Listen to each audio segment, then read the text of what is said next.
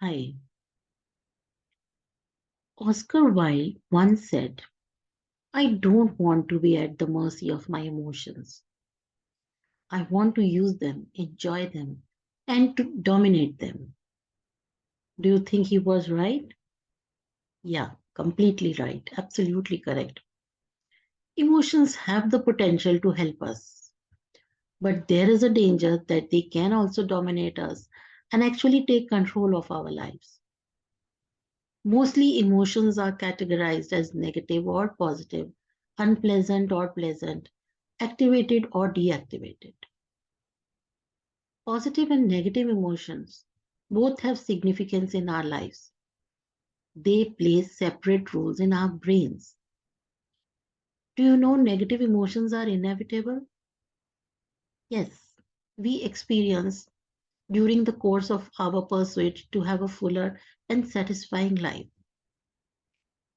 Though happiness is considered as a positive and desirable emotion, research has revealed a darker side of happiness.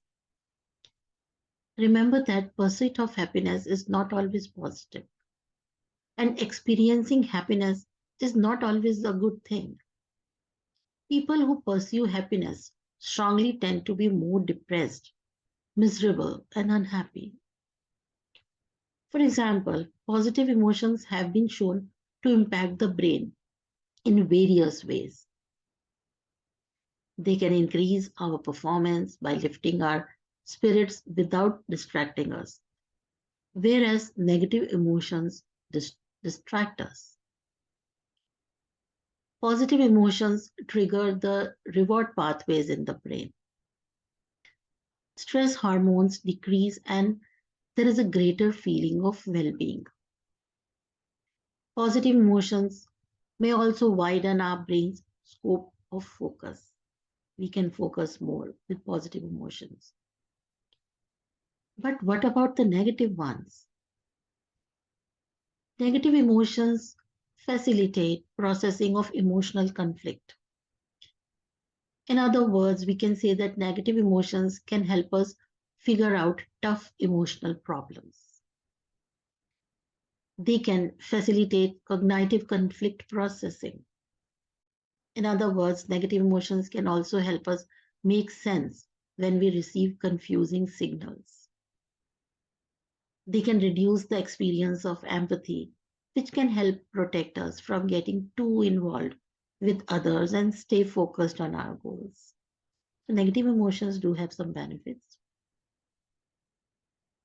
This, these both have impactful roles to play in our brain, and these roles are complementary rather than competitive.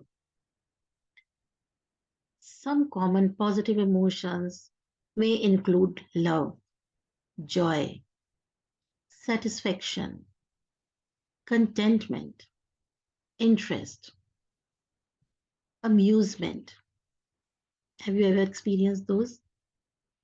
It may also include happiness. These are positive emotions. Serenity.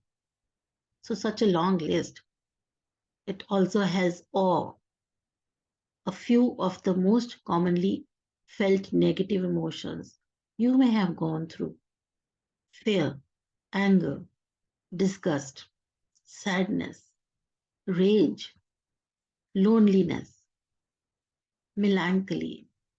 All these are negative emotions.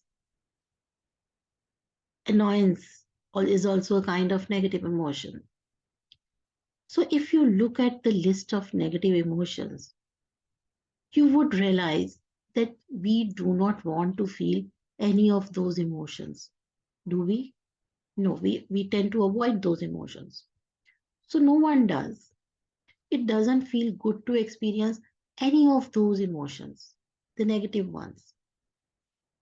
So, if you see at the positive emotions, the list of the positive emotions again, you would feel that one of these emotions and thought to yourself, you must have felt that one of these emotions and thought to yourself, I wish I wasn't experiencing this emotion. Although you may have experienced this once or twice, generally at a time when we think we shouldn't feel positive emotions, it is easy to see that the list is full of pleasurable emotions that people tend to seek out. We know that we need positive emotions to function effectively, grow, and thrive. So it's basically universally unpleasant for us to experience the negative ones, and universally pleasant and desirable to experience positive emotions. So, do we actually need negative ones at all? And the answer is yes. We need negative emotions because negative emotions, they too have benefits and they are necessary for our mental health, for our growth. Although they are not pleasant to experience, negative emotions really are necessary. They have their own significance in our life, and we can say that in our healthy lives. Why? Because negative emotions give us a counterpoint to positive emotions. Without the negatives, would the positive emotions still feel good? Negative emotions serve evolutionary purpose, encouraging us to act in ways that boost our chances of survival and help us grow and develop as people. There is a good reason for each of the basic emotions, both positive and negative. Like anger. Anger helps us to fight against problems. Fear protects us from danger. Anticipation helps us to look forward and plan. Surprise, it helps us to focus on new situation. Joy reminds us what's important. And sadness helps us to connect with those we love. Trust, it helps to connect with people who help. Disgust helps us to reject what is unhealthy. So, can you imagine yourself without fear in present times? No.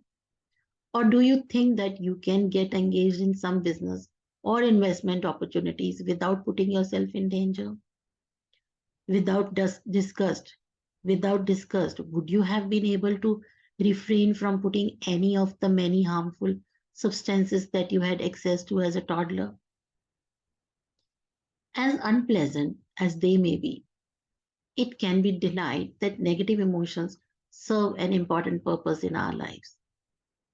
And the goal is not to prevent emotions from happening, but rather to manage intense negative emotions so that they don't become really intense and cause us to engage in behaviors that we would later regret. And that is the whole goal when it comes to managing intense negative emotions. So I think you must be clear why negative emotions are important and what purpose they serve in our lives. So try to control your emotions.